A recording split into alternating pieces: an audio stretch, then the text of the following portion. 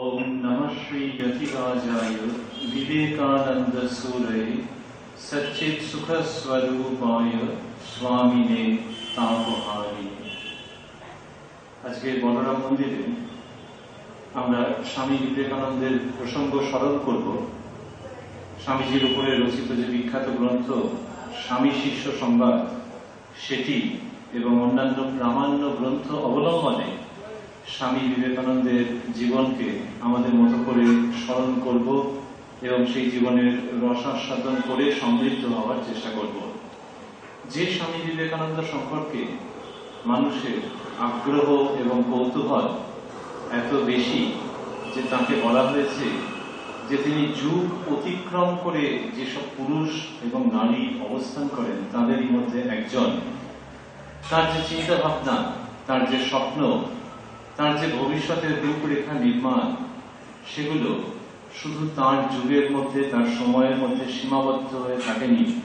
সেটি তার সময়কে অতিক্রম করে আমাদের সময়কে স্পর্শ করছে, আমাদের উদ্বোধিত করছে এবং ভবিষ্যতের অগণিত নরনারীর জন্য জীবনের রসদ রেখে যাচ্ছে, তাতে কোনো সন্দেহ নেই। বলা হয় যে স্বামী বিবেকানন্দ একজন ব্যতিক্রমী এবং বহুমুখী ব্যক্তিত্ব। বহুমুখী এই জন্যে যে তার মধ্যে জগৎ দেখেছে নানান রকমের সত্তা। কোথাও তিনি শিশুবৎ, আবার কোথাও তিনি আচার্যবৎ। কখনো তিনি খুব জীবন রসিক, আবার কখনো চরম বৈরাগী। এই বৈরাগ্য তার জীবন রসের অঙ্গীভূত। এই সব কিছু মিলে স্বামী বিবেকানন্দ এক অদ্ভুত পুরুষ, এক বহুমাত্রিক ব্যক্তিত্ব। তিনি খুব ভালো জিমন্যাস্ট ছিলেন, খুব সুগঠিত দেহ তার ছিল। আবার একই সঙ্গে তিনি জানতেন এই দেহকে অতিক্রম করে অমর আত্মার সত্তায় কিভাবে লীন হয়ে যেতে হয়। ভালো রান্না করতে পারতেন, এত সুন্দর রসিকতা করতেন যে বয়স্ক মানুষ থেকে আরম্ভ করে কচি কাচারা পর্যন্ত তার সঙ্গ খুব উপভোগ করত। সংস্কৃত জানতেন নিজের হাতের 5টা আঙুলের মতো। আবার ইংরেজিও যেভাবে বলতেন, বিদেশে একজন বলছেন যে তিনি ওয়েবস্টারের মতো ইংলিশ বলেন। এই স্বামী বিবেকানন্দ কবিতার গুণগ্রাহী ছিলেন, আবার ধর্মের গভীর রহস্যকেও জানতেন। সেই জন্য বারে বারে বলা হচ্ছে যে তিনি একজন বহুমুখী ব্যক্তিত্ব এবং একজন বহুমাত্রিক পুরুষ। আরেকটি, যারা রামকৃষ্ণ মিশনের ভক্ত এবং যাদের সঙ্গে রামকৃষ্ণ মিশনের অতটা যোগাযোগ নেই, এই দুই ধরনের মানুষই স্বামী বিবেকানন্দের প্রতি খুব আকৃষ্ট বোধ করেন এই জন্যে যে তিনি তার জীবনে যা বলেছেন, যা লিখেছেন, অন্তরঙ্গ আলাপচারিতায় যে সমস্ত প্রসঙ্গ উত্থাপন করেছেন, সেখানে তিনি মন থেকে যেমনটি বুঝেছেন তেমনটি বলেছেন। অন্যভাবে বলতে গেলে মন মুখ এক করার যে সাধন, সেটা স্বামী বিবেকানন্দ করে দেখিয়ে দিয়ে গেছেন। তিনি এমন কিছু বলেননি যেটাকে কিনা তিনি বিশ্বাস করেননি। আমরা এই যে জুলাই মাসে কথা বলছি, আর কিছুদিন বাদেই দুর্গাপুজো। পুজোর আগে নানান রকমের সব জিনিস বিক্রি বাটার একেবারে হিড়িক পড়ে যায় এবং সেই বিক্রির যে বিজ্ঞাপন দেওয়া হয় তার মধ্যে রকমারি প্রতিশ্রুতি থাকে। প্রতিশ্রুতি থাকে যে জিনিসটা কত দামে বিক্রি হবে, এই সুযোগ আর যেন কেউ না হারান। কিন্তু বহু মানুষ গিয়ে দেখেন যে যে দামটা বলা হচ্ছে তার সঙ্গে আরো কি কি সব শর্ত রয়েছে এবং সেই শর্তগুলো পূরণ করে কিনতে গেলে আখেরে দেখা যাবে যে দাম একই রকম পড়ে বা একটু বেশি হয়তো পড়ে। তাকে লোকে বলে হিডেন কস্ট, যেটা লুকোনো মূল্য। স্বামী বিবেকানন্দ যা বলছেন, যা লিখছেন, তার মধ্যে হিডেন কিছু নেই। কোনো হিডেন কস্টও নেই, কোনো হিডেন কষ্টও নেই। উনি একেবারে পরিষ্কার করে মানুষের কল্যাণের জন্য তার যেখানটা ভালো এবং যেখানটা সীমাবদ্ধ বা সীমিত, এই দুটোকে পরিষ্কার করে বলছেন, কিন্তু কোনো হিডেন ইন্টেনশন তার মধ্যে লুকিয়ে থাকছে না। সেই জন্য মঠের সঙ্গে যুক্ত ব্যক্তিরা, মঠের সঙ্গে ততটা যুক্ত নন, বিভিন্ন পেশার এবং বিভিন্ন পথের মানুষ স্বামী বিবেকানন্দকে নিয়ে খুব স্বস্তি বোধ করেন যে এই মানুষটার অনেকগুলো লেয়ার নেই। ওপরে যা বলছেন ভেতরে তা বিশ্বাস করছেন না এমনটা নয়। ফলে খুব নিশ্চিন্তে এর কথা শোনা যায়, মনে মনে বিশ্লেষণ করা যায় এবং গ্রহণ করে ধন্য হওয়া যায়। আমরা স্বামী শিষ্য সংবাদের কথা বলছিলাম।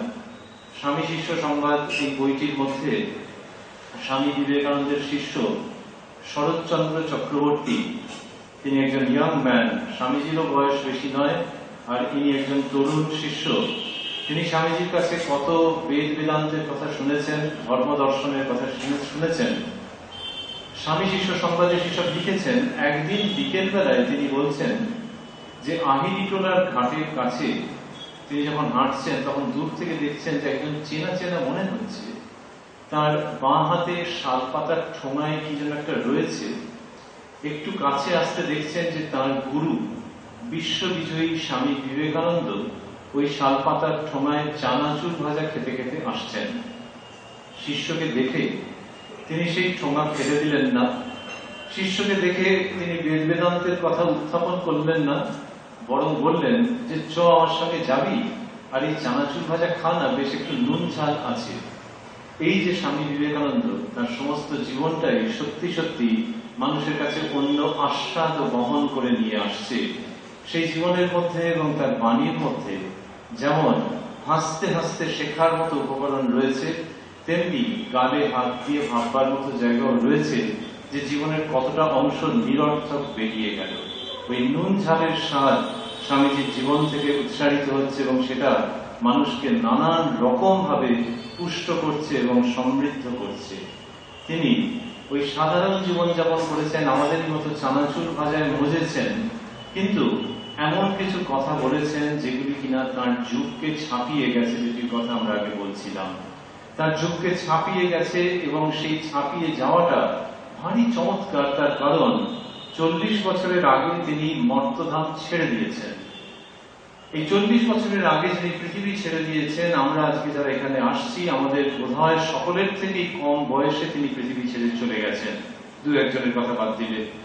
এই যে এত কম বয়সে যিনি পৃথিবী ছেড়ে চলে গেছেন, তার কথার মধ্যে এমন কিছু ছিল যেটি কিনা শুধু তার যুগে প্রযোজ্য নয়, তারপরে বহু বহু বহু সময় পর্যন্ত সেটি প্রাসঙ্গিক এবং খুব প্রয়োজনীয়।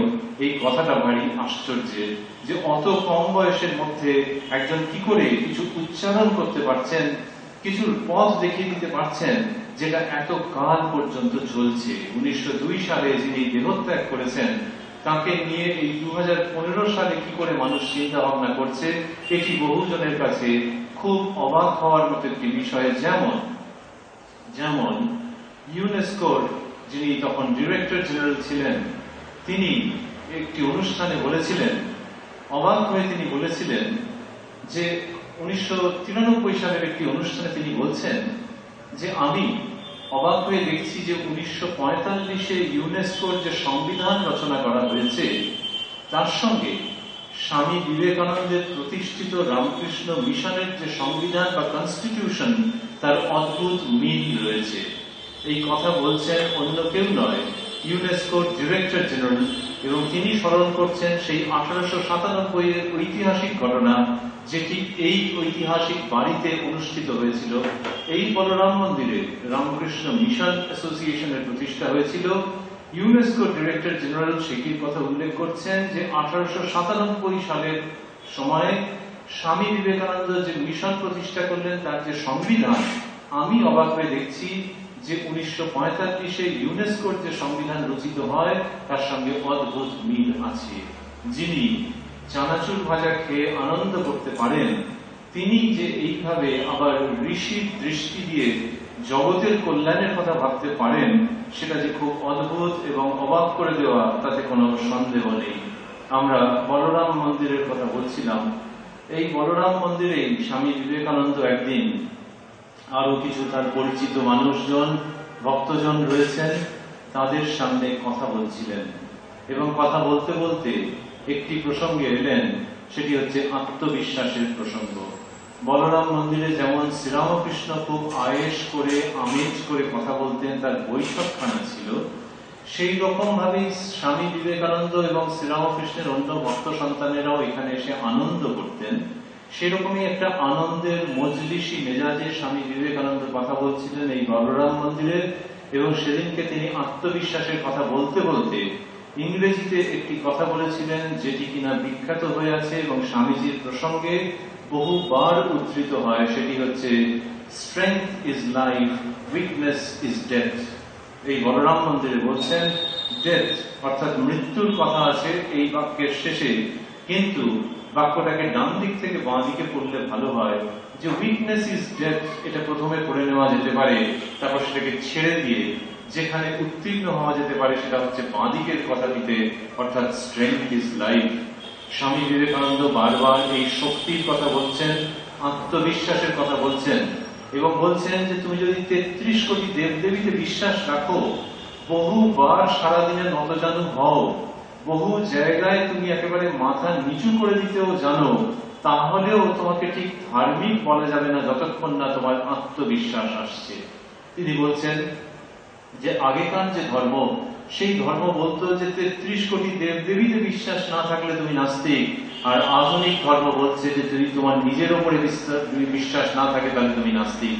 এই কথা স্বামী বিবেকানন্দের, যেখানে তিনি বলছেন যে আধুনিক ধর্ম বলছে, এই আধুনিক ধর্মটা কোথায়, কোন বিশ্ববিদ্যালয়ের ক্লাসে এই কথা বলা হয়েছে, কোন বইতে এই কথা বলা হয়েছে, কোথাও পাওয়া যাবে না। এটি স্বামী বিবেকানন্দের নিজের শ্রীমুখের উক্তি, যেখানে তিনি বলছেন আধুনিক ধর্ম বলছে নিজের ওপরে বিশ্বাস না থাকা মানেই নাস্তিকতা। সুতরাং আমরা এই বাক্যকে যদি কপি করে করে লিখি, তাহলে আধুনিক ধর্মের জায়গাটাকে রবার দিয়ে মুছে দিতে পারি, দিয়ে নিশ্চিন্ত ভাবে আমরা ওখানে বসিয়ে দিতে পারি বিবেকানন্দের নাম, যে স্বামী বিবেকানন্দ বলছেন যে নিজের উপরে বিশ্বাস না থাকাটাই হচ্ছে নাস্তিকতা।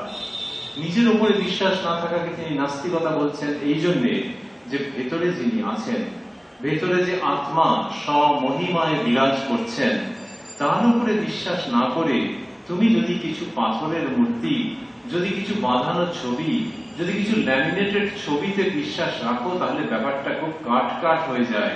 নিজের মধ্যে যে সত্তা রয়েছেন তাতে পূর্ণাঙ্গ বিশ্বাস রেখে যখন তুমি এগোবে, তখন সেইটাই আস্তিকতা, আর তা না করলে সেটা নাস্তিকতা। এইভাবে আত্মবিশ্বাসের কথা স্বামী বিবেকানন্দ আনছেন, যেটি কিনা আধুনিক কালের মানুষের কাছে খুব খুব পছন্দের। আধুনিক কালের মানুষ ওই অনেকগুলো শিকলকে ভাঙতে চায়, যে তোমাকে ডান হাতে খাবে না বাঁ হাতে খাবে, এর ওপরেই তোমার কল্যাণ নির্ভর করছে আর তোমার স্বর্গ কি নরক নির্ভর করছে। এই বন্ধন থেকে আধুনিক কাল বেরিয়ে আসতে চায়। তুমি কতগুলো ব্রত উপবাস করেছো কিনা, আর সেই ব্রত উপবাস করতে গিয়ে মাঝপথে ভুল করে কিছু খেয়ে ফেলেছো কিনা, তার জন্য তোমার স্বর্গ নরক নির্ধারিত হবে। আধুনিক কাল এই যন্ত্রণা থেকে বেরিয়ে আসতে চায়। সে চায় এমন কিছু শুনতে যার মধ্যে প্রাণের স্পর্শ রয়েছে। সে শুধু স্বর্গ নরক বিধান দিচ্ছেন যে দেবতা, সেই দেবতার কথা আর বেশি শুনতে চায় না, আরো বেশি লাইভলি, আরো বেশি জীবন্ত দেবতার কথা শুনতে চায়। সেই জন্য তার কানে বিবেকানন্দের বাণী অমৃতের মতো ধ্বনিত হয়, যিনি কিনা বলছেন যে নিজের উপরে বিশ্বাস রাখাটাই আস্তিকতা, যেহেতু তোমার মধ্যেই তিনি রয়েছেন। তুমি পুরুষ হও, নারী হও, তোমার মধ্যেই তিনি বিরাজ করছেন। এই কথা যে বিবেকানন্দ বলছেন, তাকে 1902 সাল পর্যন্ত মানুষের যেভাবে নিয়েছিল সেটা একরকম। তারপর যখন কাল প্রবাহিত হয়েছে, মানুষ আধুনিক হয়েছে, তার হাতে অনেক শক্তি এসছে, তখন এই 2015 এসে মনে হয় যে সেই সময়ের থেকে বোধহয় মানুষ এখন আরো বেশি হৃদয়ের সঙ্গে তাকে নেবে, যেহেতু তিনি হৃদয়ের সঙ্গীতের উচ্চারণ করেছেন। স্বামী বিবেকানন্দ এইভাবে যে শুধু মানুষের আত্মবিশ্বাসের কথা বলেছেন তাই নয়, তিনি মানুষকে খুব ভালোবেসেছেন। এমনিতে কতগুলো কথা বক্তৃতার মতো করে বলে দেওয়া একরকম, আর মানুষকে সহমর্মিতার সঙ্গে দেখা, তাকে ভালোবাসা, সেটি আরেক রকম। এই ভালোবাসার মহাসঙ্গীত তিনি শুনেছিলেন দক্ষিণেশ্বরের শ্রীরামকৃষ্ণের ঘরে, যখন রামকৃষ্ণদেব বলেছিলেন নানান কথার মধ্যে শিব জ্ঞানে জীবের সেবা, অর্থাৎ জীবের মধ্যেই শিব অধিষ্ঠান করছেন, এটি জেনে তার সেবার কথা বলেছিলেন রামকৃষ্ণদেব। সেই সেবার মন্ত্রে সিঞ্চিত হয়েছিলেন স্বামী বিবেকানন্দ। অতএব একদিকে যখন তিনি মানুষের ভেতরের শক্তির কথা বলছেন, তার সঙ্গে সঙ্গে তিনি মানুষকে সেবার কথাও আনছেন, যে মানুষ এত কিছু বুঝতে পারে না, যে মানুষ শারীরিকভাবে দুর্বল, মানসিকভাবে যে মানুষ কাঁপছে, সেই মানুষের ভেতরেও দেবতা রয়েছে, এবং সেই দেবতাকে বুঝে তার সেবা করার মধ্যে জীবনের পরিপূর্ণতা অপেক্ষা করে রয়েছে। স্বামী বিবেকানন্দ এই দ্বিতীয় অংশটা যদি না বলতেন, শুধু যদি আত্মবিশ্বাসের কথা বলতেন, তাহলে জানি না আজ পর্যন্ত মানুষ তাকে অত হৃদয়ের কাছাকাছি গ্রহণ করত কিনা। তিনি যেমন পুরুষের মতো আত্মবিশ্বাসের কথা বলেছেন, তেমনি মায়ের মতো মানুষকে ভালোবাসতে চেয়েছেন এবং মানুষকে ভালোবেসেছেন। এই পুরুষ ও নারীর যুগ্ম সত্তা নিয়ে বিবেকানন্দ কালকে অতিক্রম করে আমাদের সময় পর্যন্ত উপস্থিত হচ্ছেন। তিনি কি সুন্দর বলছেন যে ওই যে শিব জ্ঞানে জীবের সেবা, এই কথাটার কি আর অনুবাদ হয়? অনুবাদ লোকে কোথেকে কোথায় করে, লোকে ইংরেজি থেকে বাংলা করে, কি বাংলা থেকে ইংরেজি করে, কিন্তু এ তো পরিষ্কার বোঝা যাচ্ছে যে শিব জ্ঞানে জীবের সেবা মানে কি, এর কি আর অনুবাদ হয়? স্বামী বিবেকানন্দ তার অনুবাদ করছেন বিদেশিদের কাছে, কিন্তু সেটা ওই 6, 7, 8, 9 ছেলেমেয়েরা যেভাবে অনুবাদ করে সেইভাবে নয়, প্রাণের সম্পদ মিশিয়ে অনুবাদ করছেন। যে কলমে অনুবাদ করছেন সেই কলমের মধ্যে অনেকটা স্নেহ মমতা ধরা রয়েছে, যেখান থেকে কিনা তিনি বলছেন, we are the servants of that God who by the ignorant is called man. যে লোকগুলো বোঝে না, তারা যাকে মানুষ বলে, আমরা সেই ভগবানেরই সেবক, সেই ভগবানেরই সেবক। we are the servants of that God, সেই ভগবানের সেবক যাকে কিনা অজ্ঞ লোকেরা মানুষ বলে। অর্থাৎ দোহাই তোমাদের, এমনি মানুষ বলো না, নারী পুরুষ বলো না, বলো ভগবান। সেই ভগবানেরই সেবক আমরা, যাকে কিনা লোকেরা যারা বোঝে না তারা নারী পুরুষ মানুষ এইসব বলে। শিবজ্ঞানে জীবের সেবা, রামকৃষ্ণ পরমহংসদেবের এই অসাধারণ উক্তির এমন চমৎকার অনুবাদ যে হতে পারে সেটা জগৎ জানত কিনা জানি না, কিন্তু শ্রীরামকৃষ্ণ যাকে নিয়ে এলেন, যে ঋষিকে তিনি আদর করে নিয়ে এলেন, আবাহন করে এবং আহ্বান জানিয়ে নিয়ে এলেন, সেই ঋষির কণ্ঠে ধ্বনিত হলো এই অনুবাদ যে শিবজ্ঞানে জীবের সেবা। সেটা আধুনিক কালের মানুষের জন্য আর এক রকম ভাবে উপস্থিত হলো, যে লোকে যাকে ভুল করে মানুষ বলে, আমরা সেই ভগবানেরই সেবক। চলো সেই ভগবানের সেবা বুদ্ধিতে মানুষের দ্বারে দ্বারে উপস্থিত হই। এই গুরু শিষ্যের বা পিতা পুত্রের এ এক অদ্ভুত ধর্মীয় মিলন সঙ্গীত, যেটা কিনা মানুষকে শত শত বছর ধরে মুগ্ধ করে রেখেছে। তবে এই মুগ্ধতা মানুষের অনেক সময় হয় যে কিছুই বুঝতে পারলাম না, শুধু মুগ্ধ হয়ে রইলাম। স্বামী বিবেকানন্দ সেরকম মুগ্ধতা চাননি। তিনি প্রত্যেক মানুষকে কর্মে আহ্বান জানিয়েছেন। তিনি বলেছেন যে মানুষের মধ্যে দেবতা প্রত্যক্ষ রয়েছেন, এটি বুঝে তার সেবায় অবতীর্ণ হও। বিশেষ করে যে মানুষ রুগ্ন, যে মানুষ ক্লিষ্ট, যে মানুষের মাথা খারাপ হয়ে গেছে, সেই পাগল, আতুর, এদের সেবায় তুমি তোমার জীবন নিয়োগ করো, কারণ জানবে যে এদের মধ্যে ভগবান স্বয়ং অধিষ্ঠিত রয়েছেন। আমরা যদি এই কথা বলতাম বা এখনো যদি বলি, লোকে নিশ্চয়ই নেবে, কারণ কথাগুলি তো সত্যি, কিন্তু কতটা নেবে জানি না। স্বামী বিবেকানন্দ যখন বলছেন, তখন যে লোকে সত্যি নিচ্ছে তাই নয়, তার জন্যে তার পায়ে জীবন বিলিয়ে দিচ্ছে। তার কারণ স্বামী বিবেকানন্দের মধ্যে সেই সত্তা ছিল যেটা কিনা চোখের জলে ভেসে গিয়ে মানুষকে ভালোবাসতে পারত। যিনি বিদেশে বক্তৃতা দিয়েছেন, বক্তৃতা দিতে দিতে গলা খারাপ হয়ে গেছে, পরবর্তীকালে কেউ ওনাকে গান গাইতে বলছেন, স্বামীজি বলছেন যে দেখ, আর গানের সে গলা নেই, গলাটা এখন রোল করে। রোল করে মানে ওই অনেক বক্তৃতা দিতে দিতে যা হয়েছে, গলাটা কেঁপে কেঁপে যায়। গলাকে তিনি স্যাক্রিফাইস করেছেন, নিজের সমস্ত জীবন, দেহ, মন সমস্ত স্যাক্রিফাইস করেছেন, উৎসর্গ করে দিয়েছেন। কাদের জন্যে না? গরিব দুঃখী মানুষের জন্য। আর তার ইচ্ছে ছিল যে রামকৃষ্ণ পরমহংসদেবের মন্দির তৈরি হয় গঙ্গার ধারে। সেই বেলুড় মঠের জন্য তিনি কি অক্লান্ত পরিশ্রমী না করেছেন, তিলে তিলে অর্থ সংগ্রহ করেছেন বেলুড় মঠের জন্য। সেই অর্থের ভিত্তিতে বেলুড় মঠ গড়ে উঠেছে। আজও লোকের বাচ্চা ছেলেমেয়েরাও যখন, যাদের ধর্মে অত বিশ্বাস নেই, তারাও যখন বেলুড় মঠ দেখে তারা অবাক হয়ে যায় যে কি সুন্দর দেখতে, শুধু একটা যদি স্ট্রাকচার ভাবা যায় তাহলে কি চমৎকার সেটিকে দেখতে। আর তার ভেতরে গিয়ে যখন সমস্ত রামকৃষ্ণদেবকে দেখছে আর পবিত্র পরিবেশ দেখছে, একটা এমনি চঞ্চল ছেলে বা মেয়ের মনও শান্ত হয়ে যায়। এই বেলুড় মঠ স্বামীজি যেন নিজের রক্ত বিন্দু বিন্দু উজাড় করে দিয়ে তৈরি করলেন, কিন্তু নিজের বিন্দু বিন্দু রক্ত দিয়ে যে বেলুড় মঠ তৈরি করলেন, কিন্তু তার পরে পরেই এই বাগবাজার অঞ্চলে যখন সাংঘাতিক রকমের প্লেগের আক্রমণ দেখা দিল, এখনকার দিন হলে লোকে নানান রকম মাস্ক পরে ঘুরত, কেননা এত ছোঁয়াচে সেই রোগ। আর ঘরে ঘরে মৃত্যু এবং আর্তনাদ এবং বিলাপ, সেই প্লেগের যে যন্ত্রণা এবং যে মৃত্যু এবং যে লোকক্ষয়, শহর কলকাতা পাগল হয়ে যাওয়ার জোগাড়, কি করবে বুঝতে পারছেন এবং কিছু করতে গেলে প্রচুর অর্থের প্রয়োজন। তখন স্বামী বিবেকানন্দ দাঁড়াচ্ছেন সেখানে। তিনি তখন শুধু বক্তা নন, তিনি তখন শুধু একজন খুব চার্মিং পার্সোনালিটির অধিকারী নন, তিনি তখন বিদেশের অডিয়েন্সকে নিজের জ্ঞানের দ্বারা স্তব্ধ করে দেওয়া মানুষও নন।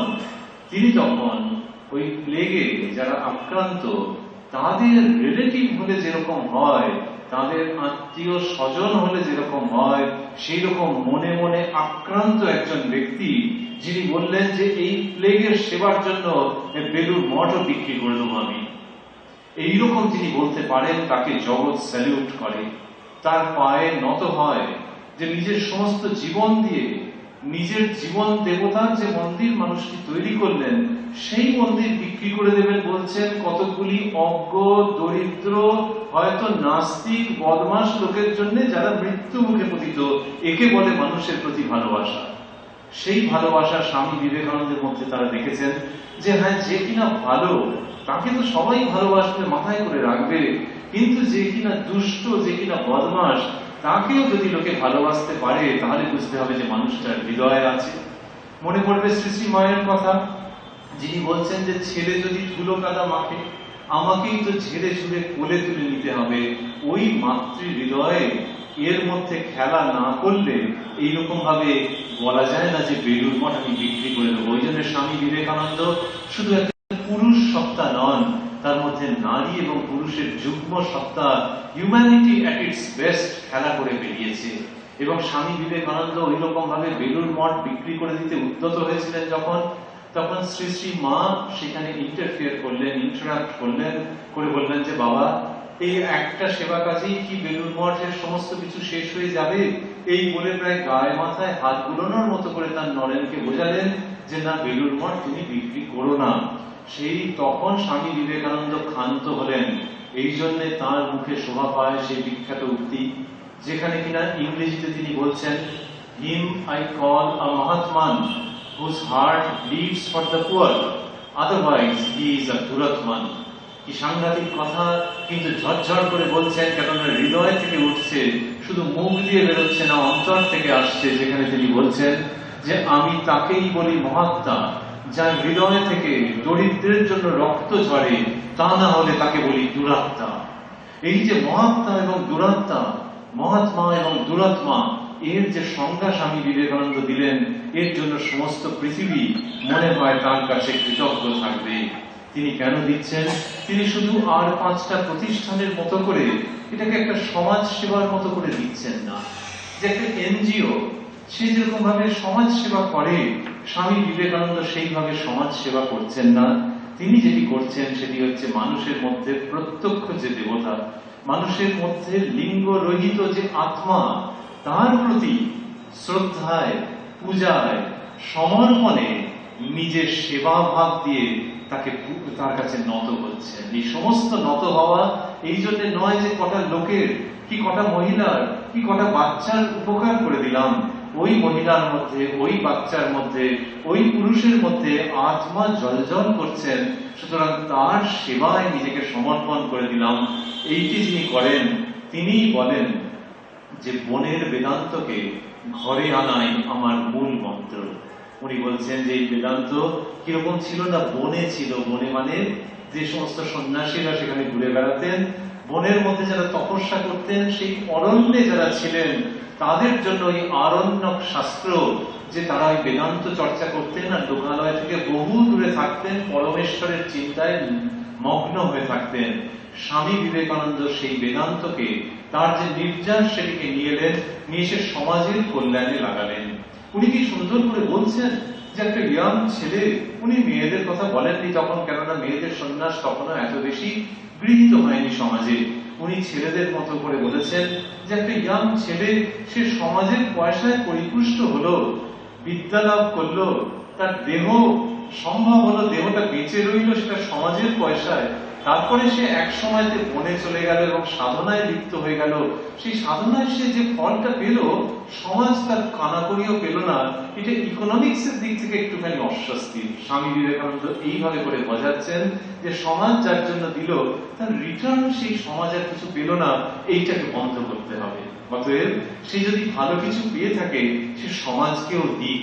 এইটা শুনতে শুনতে নিশ্চয়ই আপনাদের অনেকের মনে পড়ে যাবে এই জুলাই মাসে আমের কথা, যেখানে শ্রীরামকৃষ্ণ বলছেন যে জানো তো, কেউ কেউ আছে যে আম খেয়ে মুখ মুছে ফেলে, আর কেউ কেউ তেমনটা করে না, সকলকে ভাগ করে দেয় আর আনন্দ করে। স্বামী বিবেকানন্দ ওই আম খেয়ে সকলকে খাওয়ানোর লোক। তিনি সেই মহাভোজে আমাদের আমন্ত্রণ জানিয়ে গেছেন, যেখানে তিনি বেদান্তের যে চূড়ান্ত সত্য, যে সমাধি অবস্থা, সেটি লাভ করেছেন, আর সাধারণ মানুষের কাছেও সেই আমের স্বাদ এনেছেন, আমের স্বাদ জনতার কাছে, এবং তাদেরকে শিখিয়েছেন যে মানুষের মধ্যে সেই পরম সত্তা বিরাজ করছেন, এবং তার সেবায় কিভাবে জীবনকে ধন্য করে ফেলা যায়। এই জন্য তিনি বলছেন যে বনের বেদান্তকে ঘরে আনা আমার জীবন ব্রত। তাহলে কি ভারতবর্ষে ধর্ম বলে কিছু ছিল না স্বামী বিবেকানন্দের আগে? তা নয়, কিন্তু মুশকিল ছিল যে যদি একটা ঠাকুর ঘর ভাবা যায়, তাহলে কিছু মানুষ আছেন যারা সেই ঠাকুর ঘরের মধ্যে খুব থাকতে ভালোবাসেন, আর কিছু মানুষ আছেন যারা ঠাকুর ঘরের দিকে পা মারান না, যে ওসব বুড়ো বুড়িদের ব্যাপার। কেউ কেউ ঠাকুর ঘরের মধ্যে আর কেউ কেউ ঠাকুর ঘরের বাইরে। ভারতবর্ষের ধর্মজীবনটা কতটা এইরকম ছিল। স্বামী বিবেকানন্দ সেই জীবন দেখালেন যেখানে দুটোর সমন্বয় রয়েছে। বিবেকানন্দ এমন একজন মানুষ যিনি ঠাকুর ঘরে ঢুকতেও জানতেন এবং ঠাকুর ঘরে যা পেলেন সেটা নিয়ে বেরোতেও জানতেন। তিনি বেরিয়ে ঠাকুর ঘরে যেটা পেয়েছেন, যেমন লোকে হরির লুট দেয়, সেরকম ঠাকুর ঘরে যে আধ্যাত্মিক সম্পদ পেয়েছেন, সেটা জনমানুষে হরির লুটের মতো বিতরণ করে দিয়েছেন। এই যিনি কিনা ঠাকুর ঘরের মধ্যে ঢুকছেন এবং ঠাকুর ঘর থেকে বেরোচ্ছেন অক্লেশে, তিনি আমাদের যুগ পুরুষ বিবেকানন্দ। এই সত্তা ভারতবর্ষে দরকার ছিল। এই সত্তার আশা মনে হয় অবধারিত ছিল, কারণ গীতাতে তিনি নিজে মুখে স্বীকার করছেন, অঙ্গীকার করছেন যে যখন যখনই দরকার হয়, আমাদের ভাষায় বলতে গেলে যখন যখনই দরকার হয়, যখন যখনই ভালো ভাব কমে যায় আর মন্দ ভাবের আধিক্য হয়, তখন তখনই আমি নিজেকে সৃজন করি। তিনি বললেন না যে আমি আবির্ভূত হই, তদাত্মানং সৃজাম্যহম, তখন তখনই আমি নিজেকে সৃজন করি। লোকে অন্য কিছুকে সৃজন করে, কিন্তু এখানে ভগবান বলছেন আমি নিজেকে সৃজন করি। অর্থাৎ লোকে যেমন এক একটা নতুন নতুন ড্রেস পরে এক একদিন বেরোতে পারে, সেই রকম ভগবান বলছেন যে আমি নিত্য নতুন রূপে নিজেকে সৃজন করি। এই যুগে তিনি নিজেকে সৃজন করছেন স্বামী বিবেকানন্দের রূপে, যার অন্তরে বসে রয়েছেন রামকৃষ্ণ সারদা। এই যে সৃজন, এ ভারী অসাধারণ। এবং সেখানে স্বামী বিবেকানন্দ বেদান্তকে, মানুষের জীবনের চূড়ান্ত সত্যকে কি সুন্দরভাবে মানুষের কাছে নিয়ে এলেন, যে এই বেদান্তের যে সত্য এনে দিলাম, তোমাদের মধ্যে একজন উঠে দাঁড়িয়ে বলো যে পুঁথিপত্রায় যা লেখা আছে তা এর থেকে ভিন্ন কিনা। তিনি জানেন যে এর থেকে ভিন্ন নয়, কিন্তু এই স্বাদে পরিবেশন করা হয়নি। মায়েরা যেমন কিনা বিভিন্ন আনাজপাতি থেকে আরম্ভ করে অন্য জিনিস প্রায় নতুন নতুন ডিশ তৈরি করে আনন্দ পান, যে এটা কোথাও কোনো বইতে লেখা নেই, আমাকেও কেউ কোনোদিন বলেনি। আমি করতে করতে করতে করতে চেনা জানা জিনিস দিয়ে একটা নতুন সুস্বাদু জিনিস তৈরি করে ফেললাম। স্বামী বিবেকানন্দ ঠিক সেই রকম ভারতবর্ষের চেনা জানা বেদ বেদান্ত, পুরাণ, স্মৃতি, ইতিহাস, এই সমস্ত মধ্যে থেকে যে ডিশ তৈরি করে এনেছেন, সেটা এখনো পর্যন্ত মানুষ চেটে পুটে খেয়েও শেষ করতে পারছে না।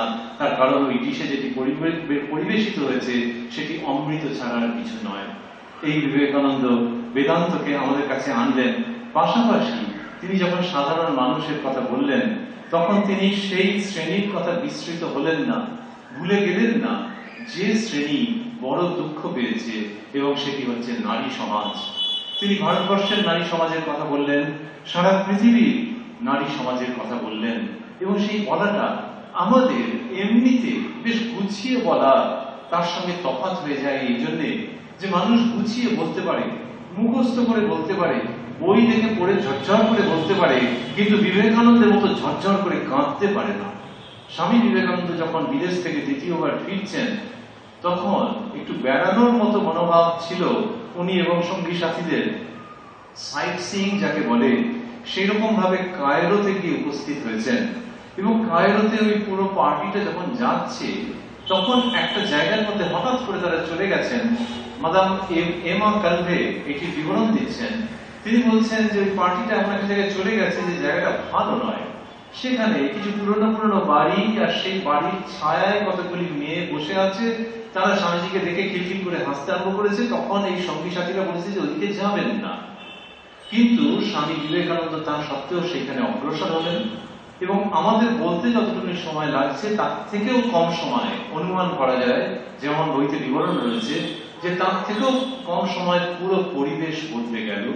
যে মেয়েগুলো এরকম প্রগল্ভ আচরণ করছিল, তারা কেমন যেন শান্ত হয়ে গেল। আর স্বামী বিবেকানন্দ তার নিজের মনে বিড়বিড় করলেন, সেটিকে বাংলা করলে দাঁড়ায় আহা বাছারা। তিনি বলছেন আহা বাছারা, এবং তার মুখ খুব মলিন হয়ে আসছে।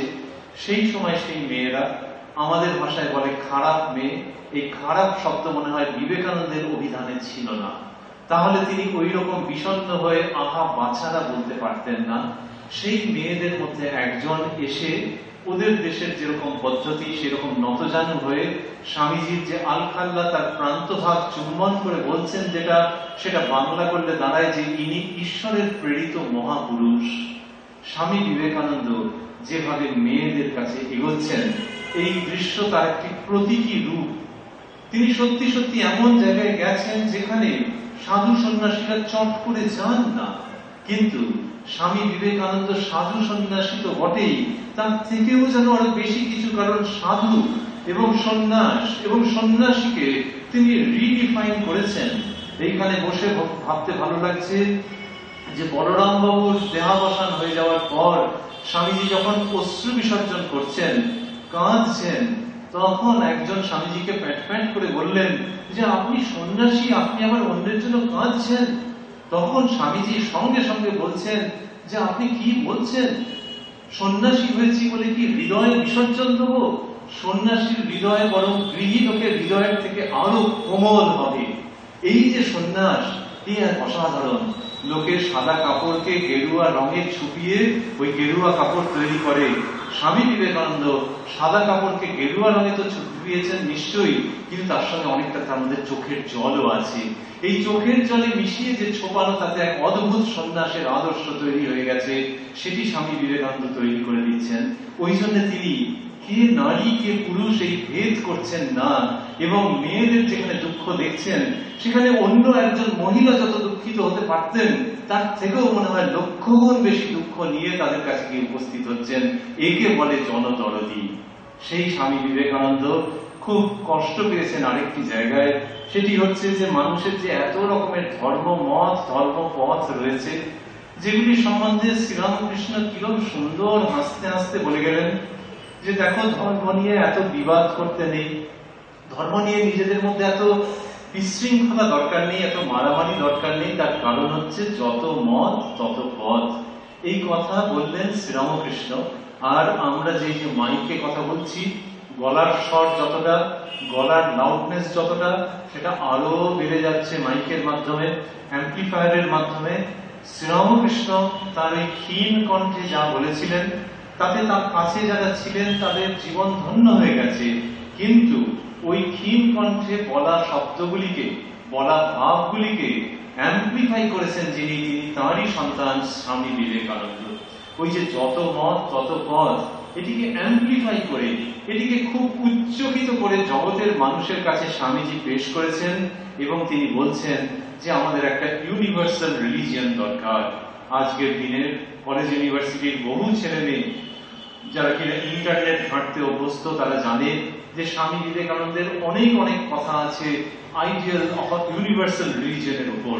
উনি বলছেন যে এই যে হিন্দু মুসলমান এই খ্রিস্টান এদের মধ্যে কাটাকাটি অনেক হয়েছে, শুধু তত্ত্ব কথা বলে যে তোমরা সবাই আমরা ভাই ভাই এরকম ভাবে হবে না, এই যে ভাই ভাই বলে হবে না, বিশ্ব ভ্রাতৃত্বের কথা বলে হবে না, এটা বোঝাবার জন্য স্বামীজি একটা গল্প বলছেন বিদেশে বলছেন যে আমাদের দেশে ছেলেরা অনেক সময় কম বয়সে মদ্যপান করে, দোষ ঢুকে যায় তাদের মধ্যে। এরকম দুটো ছেলের গল্প বলছেন যে সেই দুটো ছেলে তাদের কাকা ঘরের মধ্যে শুয়েছে আর তারা অপেক্ষায় আছে যে কখন বেশ কাকার ঘুমটা বেশ গাঢ় হয়, তারপরে তারা ওইসব কম্ব নিয়ে বসবে।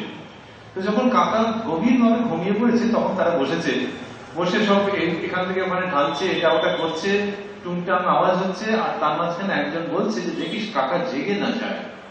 তারপরে যখন আরো একটু ঢাকাঢাকি হয়েছে, খাওয়া দাওয়া হয়েছে, একটু নেশা হয়েছে, তখন আবার ভয় লেগেছে, তখন আরেকজন বলছে যে দেখিস কাকা জেগে না যায়। পরে যখন আরেকটু খাওয়া দাওয়া হয়েছে, নেশা হয়েছে, তখন আর অতটা হুঁশ নেই, তখন বেশ জোরে জোরে বলছে যে দেখিস কাকা জেগে না যায়। বলতে বলতে সে তাদের গলা এমন চিৎকারের রূপ নিল যে কাকা জেগে গিয়ে দেখলো যে দুজনেই কম্প করছে। স্বামী বিবেকানন্দ বলছেন যে কাকা জেগে না যায় প্রথমে সুস্থ ভাবে বলেছিল, পরে অসুস্থ ভাবে বলে সমস্ত গোলমাল হয়ে গেল। সেই রকম আমরা যে বিশ্ব ভ্রাতৃত্বের কথা বলি, এটাও কতটা নেশাগ্রস্তের মতো বলি, অত বুঝে বুঝে বলি না।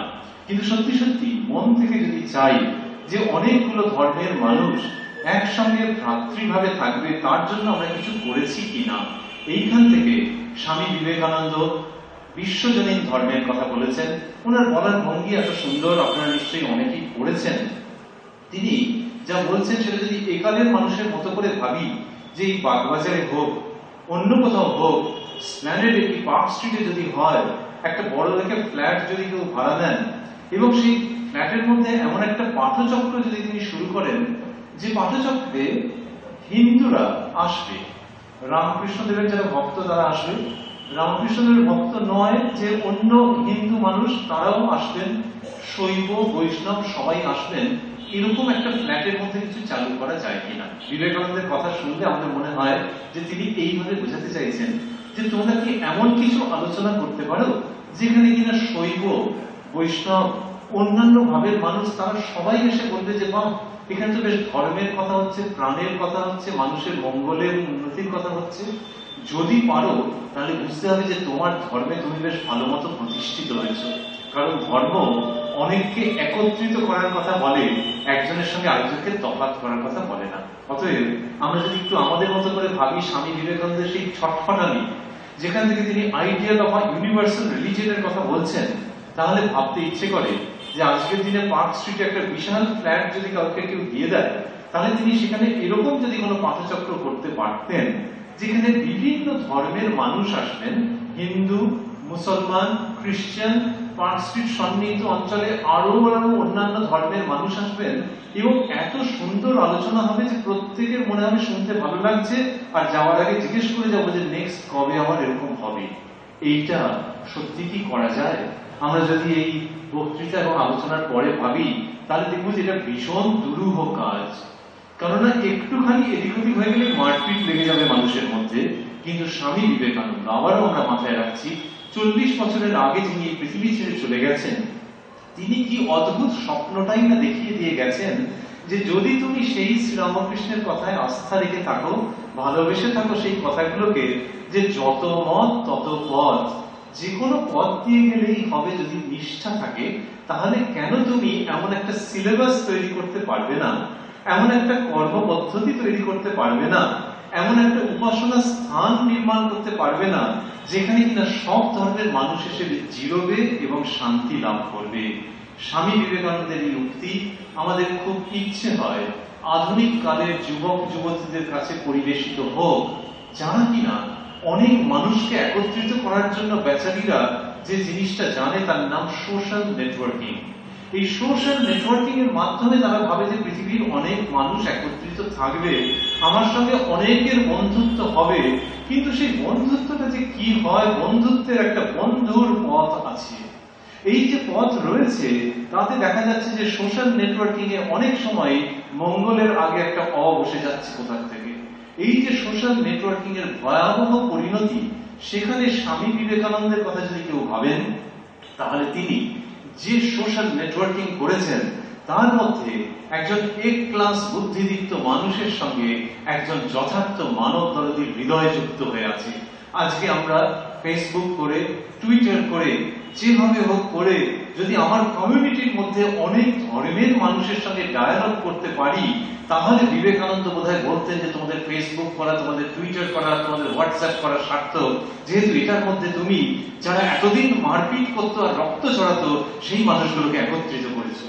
স্বামী বিবেকানন্দ যখন আইডিয়াল অফ ইউনিভার্সাল রিলিজিয়ন বলছেন, তখন আমরা বুঝতে পারছি যে একালের একজন আধুনিক ছেলে বা মেয়ে যেভাবে জগৎকে বদলে দেওয়ার স্বপ্ন দেখে, অনেক অনাচারকে ভেঙে গুঁড়িয়ে দেওয়ার জন্য প্রতিজ্ঞা রাখে, স্বামীজি ঠিক সেইটা তার হৃদয়ের মধ্যে ধারণ করেছিলেন।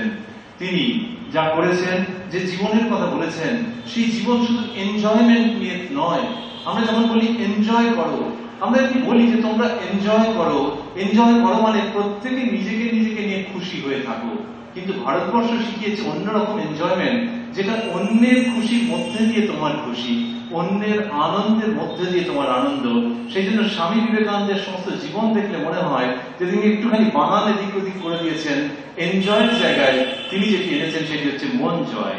তিনি মন জয় করেছেন মানুষের, এবং সেই মন জয় আসল এনজয় করবার উপায়, যেটি কিনা আমাদের ঋষিরা শিখিয়ে গেছেন, সেটিকে স্বামী বিবেকানন্দ আধুনিক কালে আমাদের জন্য ধরে দিয়েছেন, এবং সেটি ধরে দিয়েছেন বিজ্ঞানসম্মত দৃষ্টির মাধ্যমে। তিনি বিজ্ঞানের মাধ্যমে দেখাচ্ছেন যে বিজ্ঞানের যে অ্যানালিসিস, বিজ্ঞানের যে যুক্তিগ্রাহ্যতা, বিজ্ঞানের যে বিশ্লেষণী প্রবণতা, তার মধ্যে দিয়ে ধর্মকে নিতে হবে। আজকে একজন নাস্তিক মানুষের পক্ষেও বিবেকানন্দকে অগ্রাহ্য করা খুব মুশকিল আছে। আমরা মাঝে মাঝে বলি যে তুমি বিবেকানন্দকে কন্ট্রাডিক্ট করতে পারো, কিন্তু তুমি বিবেকানন্দের উপেক্ষা করতে পারবে না। তার কারণ তিনি এত বিজ্ঞানসম্মত উপায়ে কথা বলছেন, তিনি যেন দাঁড়িয়ে আছেন আধুনিক কালের কাছে, যে সে কত রকমের সূক্ষ্ম যুক্তি দিতে পারে সেগুলোকে শোনবার জন্য।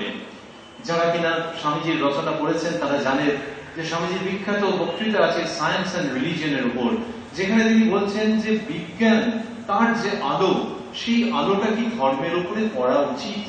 আমাদের মনে হয় যে পৃথিবীর ইতিহাসে স্বামী বিবেকানন্দ প্রথম ব্যক্তি যিনি কিনা এই প্রশ্নটাকে তুলে আনলেন, যেটা খুব ডেঞ্জারাস কোয়েশ্চেন। অন্য লোকে বলতে পারে, নাস্তিক লোকে বলতে পারে যে আমি দাঁড়াও, তোমাদের ধর্ম নিয়ে তোমরা তো খুব মাতামাতি করছো, আমি বিজ্ঞান দিয়ে তোমাদের ধর্মকে কাটাছেঁড়া করে দেখবো, এটা একজন নাস্তিক লোক বলতে পারে।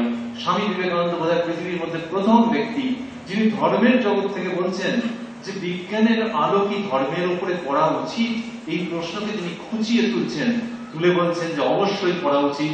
এবং আমি দৃঢ়ভাবে বিশ্বাস করি যে বিজ্ঞানের যে আলো, তার যে বিশ্লেষণী পদ্ধতি, সেটি যদি ধর্মের উপরে পড়ে, তাহলে শেষ পর্যন্ত দেখা যাবে যে ধর্ম বিজয়ীর মতো বেরিয়ে আসবে, এবং বিজ্ঞানের সত্য সম্পর্কে মানুষের মনের মধ্যে যেটুকুনি গ্রহণযোগ্যতা, তার থেকে ধর্মের ক্ষেত্রে অনেক বেশি গ্রহণযোগ্যতা তৈরি হয়ে যাবে যখন এই বিজ্ঞানের পদ্ধতি তার উপরে আলোকিত হবে।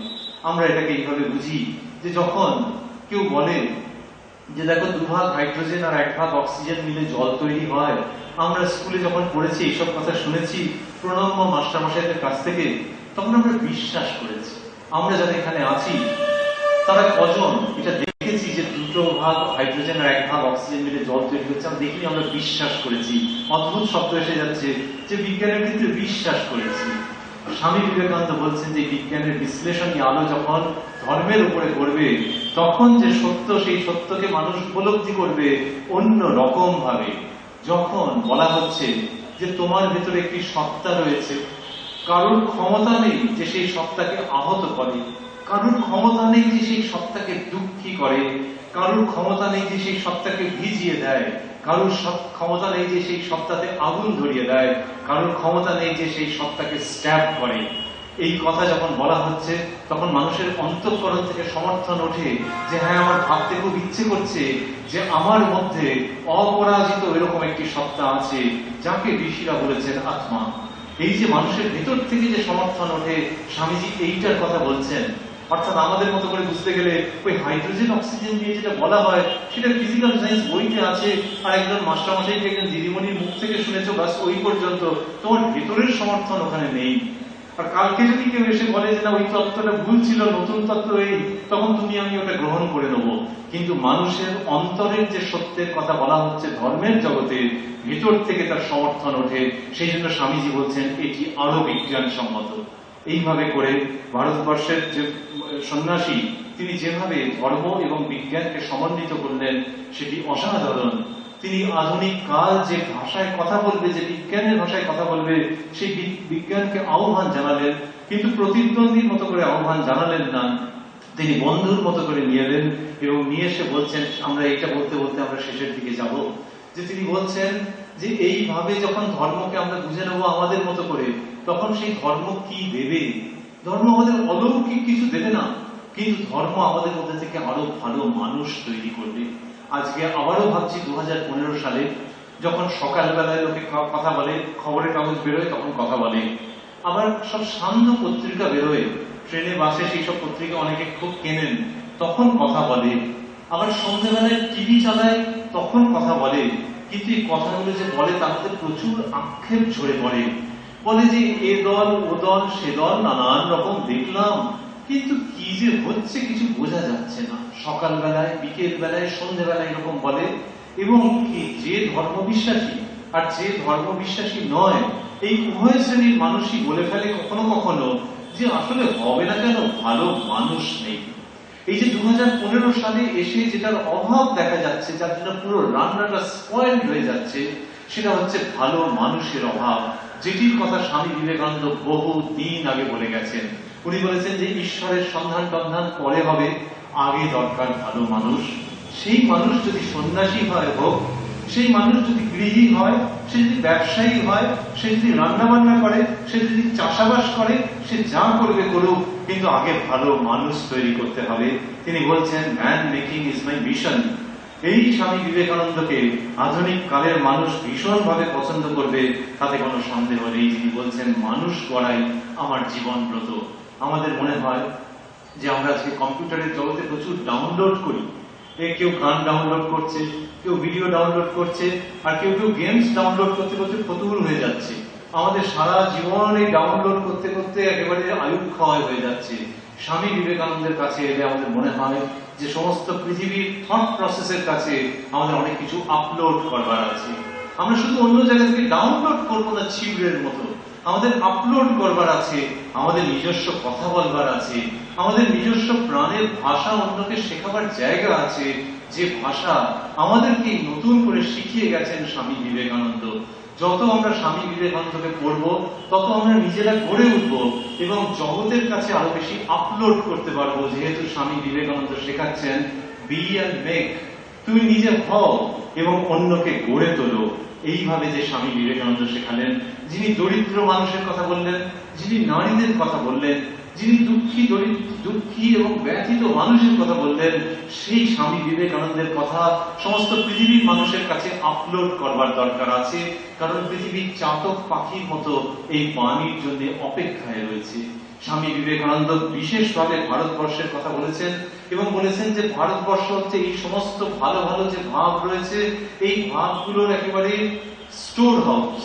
তিনি বলছেন যে আমাদের ভারতবর্ষকে বাঁচাতে হবে, কারণ সমস্ত পৃথিবীকে বাঁচিয়ে রাখতে পারে যে ভাবগুলো, সেগুলো এই জননী ভারতবর্ষের পথে প্রান্তরে ছড়িয়ে রয়েছে।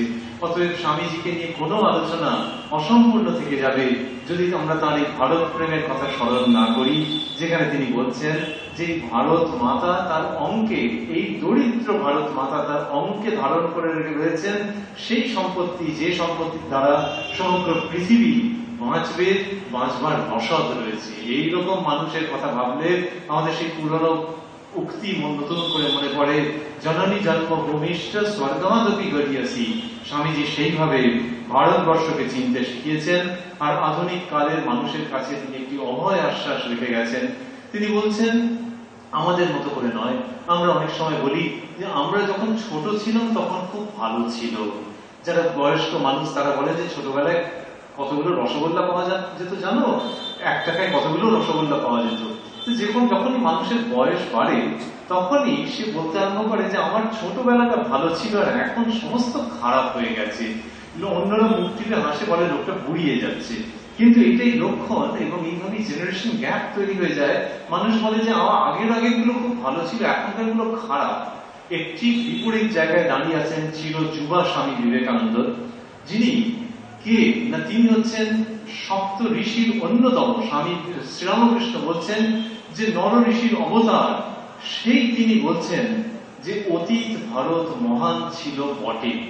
কি অদ্ভুত উক্তি, যে একজন ভুঁইফোর মানুষ বলছেন না, যিনি সেই পুরাতন ঋষি, তিনি এসে প্লেন অ্যান্ড সিম্পল ভাষায় উচ্চারণ করছেন, বলছেন অতীত ভারত মহান ছিল বটে, কিন্তু আসছে যে ভারত, ফিউচার ইন্ডিয়া, সে আরো বড় হবে।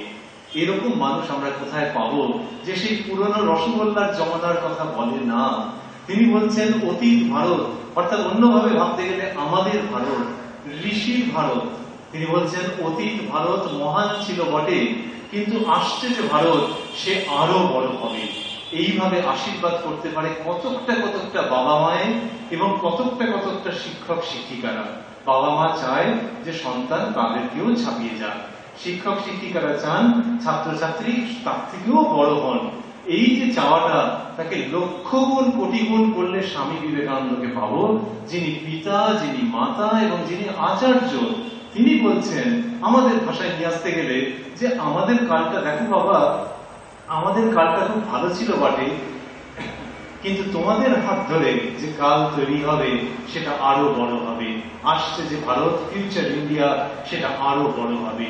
এই স্বামী বিবেকানন্দের কথা আমাদের যার জন্য শুনতে ভালো লাগে। বিবেকানন্দ নাম শুরু হচ্ছে ব দিয়ে, এবং তার জীবনের মধ্যে আমরা যতটুকুনি বলেছি তার মধ্যে তিনটি ব কে ছুঁয়ে গেছি। একটি হচ্ছে বিশ্বাস, তিনি আত্মবিশ্বাসের কথা বলেছেন। আরেকটি হচ্ছে বেদান্ত, এবং আরেকটি হচ্ছে বিজ্ঞান। এই বেদান্তকে সেন্ট্রাল জায়গায় রেখেছেন, যে বেদান্তকে ঠিক বুঝতে গেলে তোমার ওই দুটো হাতের মতো দুটো বেদান্তকে হৃদয়ে রাখতে হবে, আর সেটিকে ঠিক তার ব্যবহার করতে গেলে দুটো হাতের মতো দুটো জিনিস থাকতে হবে। সেই দুটো হচ্ছে কি না, বিশ্বাস এবং বিজ্ঞান। বিশ্বাস এবং বিজ্ঞানের সহায়তায় বেদান্তকে অন্তরে গ্রহণ করে সমস্ত পৃথিবীর মানুষের কাছে সেটাকে আপলোড করতে হবে। ওই জন্য ওই বিবেকানন্দকে আমাদের প্রণাম, যে বিবেকানন্দ ব দিয়ে শুরু হচ্ছেন এবং অন্তরে তিনটি ব কে ধারণ করছেন, বিশ্বাস, বেদান্ত এবং বিজ্ঞান। সেই ত্রিবেণী সঙ্গমের যে বিবেকানন্দ, তার প্রতি আমাদের আভূমি প্রণাম জানিয়ে আমরা শেষ করি। নমস্কার।